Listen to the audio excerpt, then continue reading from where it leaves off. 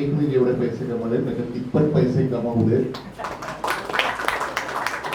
याच्यानंतर पुढची निर्मिती दुनियादारी 2 येतोय, त्याच्यात दुनियादारी 1 पेक्षा दुप्पट पैसे कमवू देत. आणि हे सगळे पैसे एकत्र झाले की स्वाती खोपकर, अमेय खोपकर आणि एव्हीके प्रोडक्शन अभिजित पानसरेबरोबर काम करू देत पुढच्या पिढीत. त्यामुळे हा सुपर डुपर हिट होणं अत्यंत त्यांची नसून माझी गरज आहे आणि ते नक्की होईल.